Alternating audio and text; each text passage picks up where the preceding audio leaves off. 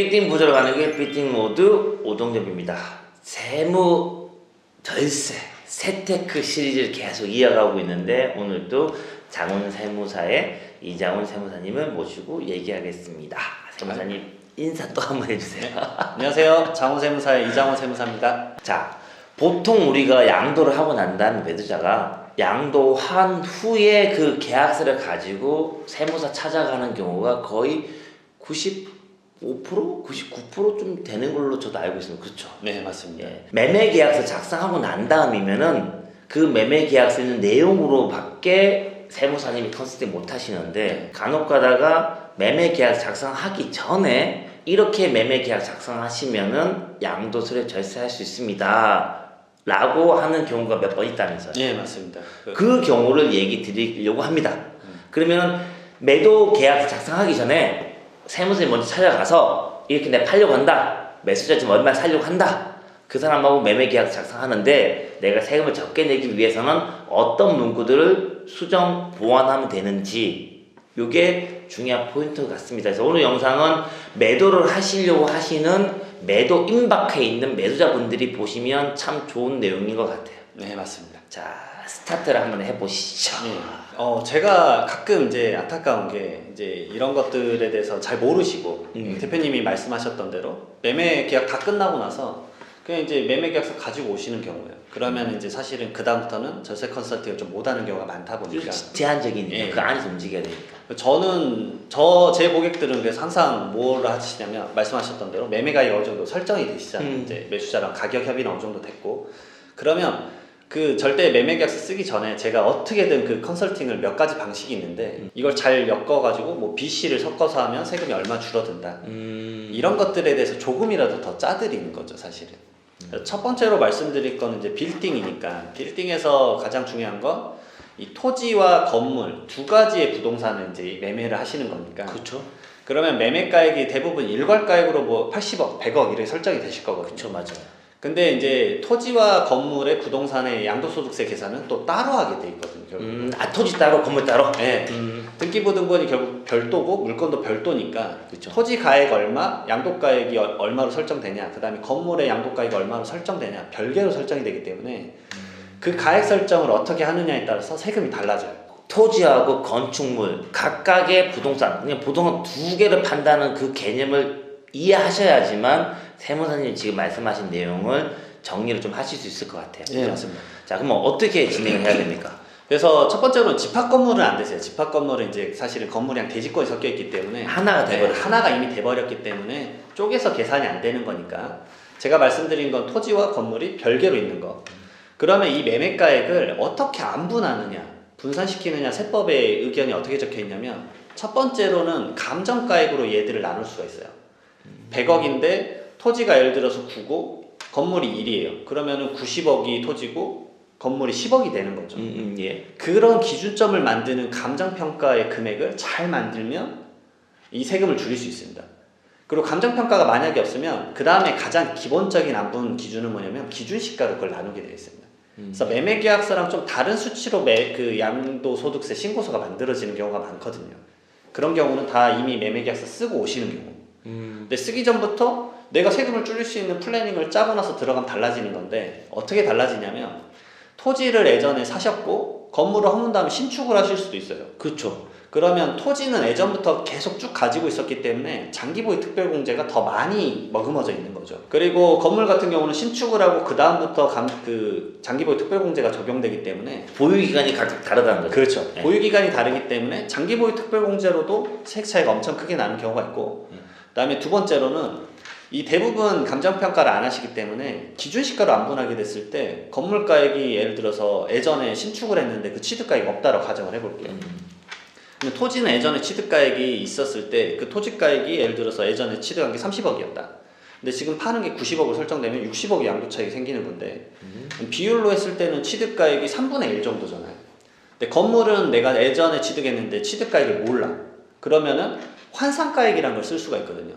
근데 환산가액을 쓰게 되면 이 토지가 지금 취득가액이 비율이 3분의 1인데 건물은 50%가 되는 경우도 많아요. 50%, 60%, 80%가 되는 경우도 있어요. 그러면 건물에 대한 양도가액을 많이 줄수록 건물의 취득가액이 높아지니까 양도소득세는 더 줄어드는 거죠. 그러니까 이 두 가지의 접점을 찾는 거를 결국은 핵심적으로 시가를 어떻게 갖고 노느냐에 영향이 미쳐서 저는 이제 많이 경험을 했습니다. 예를 들어서 한 50억 정도의 이 건물을 팔았다. 양도소득세를 낼 때 2억에서 3억 정도는 크게 차이가 나요. 그러면 이제 대표님도 잘 하시는 일이지만 매도가액을 막 높이거나 낮추거나는 상당히 스트레스를 많이 받아요. 그죠. 이 매수자하고 막 예. 너무 뭐 이제 득해야 되고 네, 계속 이제 협상을 가져가야 되니까. 네. 근데 이 절세 컨설팅은 매도자가 혼자서만 할 수 있는 조건이기 때문에 이 번거로움이 좀 더 쉬울 수도 있고 눈앞에 줄어드는 세금이 바로 보이는 것도 있으니까 이 플래닝을 그래서 미리 짜시면 아주 좋은 거죠.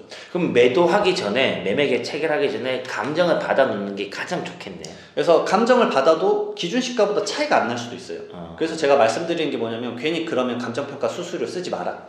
기준 시가로 해도 충분하다. 그러면 기준 시가로 짜고 그 다음에 어떻게 여기서 이제 그 레버리지를 가져갈 것이냐. 왜냐하면 이렇게 안분을 한 다음에 세법에는 30%까지 그 가액을 조절할 수가 있어요. 그렇죠. 예. 네. 그러면은 건물 부분에 대해서 더 많은 것들을 가져갈 수 있으면 건물의 가액을 30%까지 조정을 해버리는 거죠. 그리고 그걸 매매계약서에 투영을 하는 겁니다. 매매계약서에 건축물 얼마, 토지 얼마 이렇게 적어야 되네요. 맞습니다. 그 한 줄 때문에 세금 차이가 엄청 커지는 거죠. 모르면은 이래 내고 저래 내고 그러는 건데 알면은 전략적으로 준비를 한다. 이 내용이네. 맞습니다. 대표님과는 이미 뭐 이런 것들을 진행하고 있으니까. 근데 이제 이런 것들이 진행이 안 되는 또 중개사님들도 많으시니까 그러면 이제 매도자는 거래만 했는데 세금까지 줄였으면 더 좋았을 건데 그런 것들에 대한 컨설팅이 안 됐을 때 좀 아쉬운 감이 있는 거죠. 이렇게 이제 대표님처럼 이런 것까지 다 케어해 주시는 분들이 또 많지 않거든요. 사실. 오늘 뭐 드시고 싶으세요? 제가 맛있게 사드려야 되겠는데. 왜냐면 대표님은 그런 것까지 저랑 얘기를 다 나누시고 나서 진행을 하는 거니까 네. 그런 것들이 상당히 영향을 미친다. 세액 차이 1, 2억은 내가 지금 매도 가격을 조절할 수 없는 상황에서는 큰 도움이 되죠. 사실 그 정도 줄어들면 대표님한테도 중개 수수료 주는 것도 아깝지 않아요. 그런 거 아니겠습니까? 아껴 들었으니까 많이 주세요. 네, 맞습니다. 자, 일반 건물 같은 경우는 또 그런 식으로 건축물과 토지를 나눠가지고 세금을 좀 줄일 수 있는 방법이 또 있다라고 네, 말씀하셨고, 근데 그 외에 좀 특수한 경우 안에 이제 건축물 안에 있는 내부 집기 시설물들이 좀 많이 있는 경우가 있잖아요. 예를 들어서 뭐 호텔이라든가 맞습니다. 아니면 뭐 어떤 그런 특수한 형태의 건물을 파시는 분도 많이 계시는데 그런 경우는 또 어떻게 해야 됩니까? 확실히 이게 대표님이 지식이 있다라고 느껴지는 게 대부분 파시는 분들은 진짜 이렇게 파세요. 진짜로. 왜냐면 제가 오늘 소고기 사드리겠습니다. 대부분 그런 집기가 많은 거를 그 가액에다가 명시를 안 하면 그냥 건물에 포함된 걸로 봐버립니다. 맞아요. 근데 대한민국 세법에서는 양도소득세에서는 건물과 같이 팔아버리면 건물로 봐서 양도소득세가 다 과세돼 버려요. 그렇죠, 맞아요. 그래서 제가 이제 호텔이나 모텔 양도할 때 이걸 많이 하는데 그 안에는 집기가 사실 많거든요. 뭐 TV만 해도 몇십 대니까. 그 다음에 그걸 매수하는 분들도 그 사업을 영위하기 때문에 그걸 어디다 갖다 팔지도 않으시는 거니까. 그렇죠. 그러면 제가 말씀드리는 건 토지와 건물과 하나 더 판다. 우린 집기를 판다라고 생각을 하셔야 돼요. 그리고 그 집기에 대한 가치를 잘 매기셔야 돼요. 그냥 내가 감으로 옛날에 이거 100만 원 주고 샀으니까 100만 원이야 라는 건 당연히 안 먹혀요. 만약에 그렇게 하셔서 이제 과세관청으로부터 넘어갈 수도 있겠지만 과세관청은 그걸 소명하라고 할 겁니다. 그 과세관청, 국세청과의 소명했을 때 지금 이 보시는 분들은 경험 많이 하셨을 거지만 스트레스가 어마무시하세요, 진짜. 그렇죠. 네, 스트레스가 정말 크세요. 그리고 이거 맞는지 틀린지 그런 거 다 따지면서 이 거래 형태도 괜히 보거든요. 그럼 스트레스가 너무 커지니까 제가 말씀드리는 건 그 집기들을 감정평가를 해보셔라. 하다못해 이제 이 빌딩 같은 경우는 양도소득세를 대부분 최고세율이세요. 그러면 지방소득세까지 해서는 49.5%거든요. 그렇죠, 반이죠. 반이요, 반. 네. 그러면 집기가 예를 들어서 5억에 감정평가가 됐다 그러면 세금 간단합니다. 2억 5천만 원이 줄어든 겁니다. 맞아요. 네.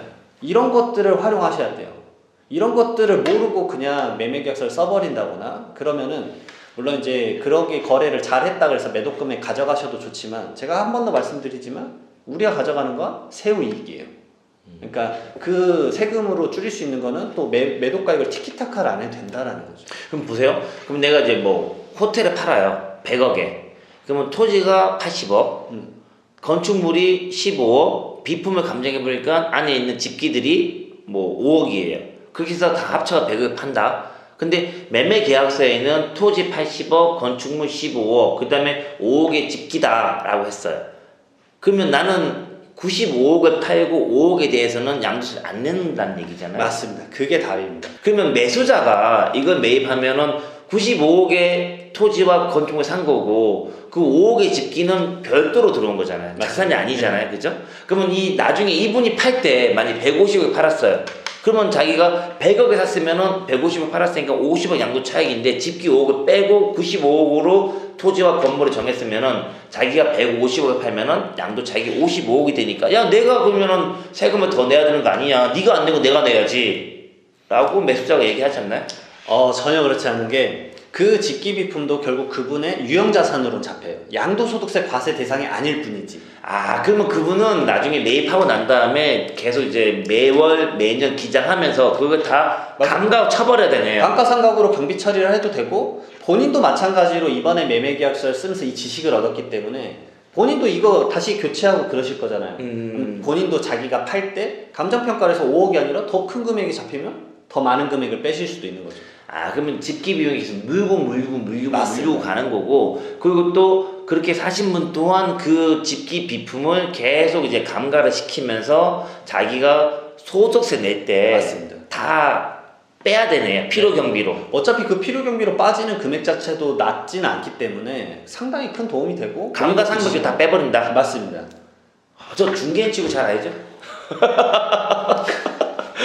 야, 서당계 3년이면 풍을 읽고 있습니다. 이제 서당계 17년인데 뭐 약간은 뭐 한 반 세무사입니다. 맞습니다. 파시는 분들이 매도 계약서 작성하기 전에 먼저 세무사님과 얘기 나눠보시고 방향을 어떻게 잡을지 정리하셔서 계약서에 그런 문구들 넣으면은 절세까지 쭉 이어진다라는 내용을 말씀을 좀 드린 것 같고. 네. 사실은 제가 네. 지금 2개만 말했지만 사실 한 서너 개가 더 있는데 아, 그거는 이제 모든 물건마다의 개별성을 가지고 있기 때문에 여기서 다 말씀은 못 드리고 네. 그래서 제가 한 대여섯 개를 믹스를 해서 말씀드려요 사실은. 이렇게 하시죠. 그러면 오늘 영상을 보시고 나는 또 이런 경우인데 그럼 나는 어떻게 할 수 있냐? 라고 해서 댓글로 질문을 좀 달아주시면은 제가 세무사님한테 오늘 소고기 사드릴 거니까 그거 세무사님하고 시리즈로 계속 이제 댓글에 올라오는 그런 질문들을 또 준비를 해서 영상을 또 업로드하고. 네, 저도 그리고 유튜브 채널 하고 있으니까 네. 궁금한 거 있으시면 쓰십시오 편하게.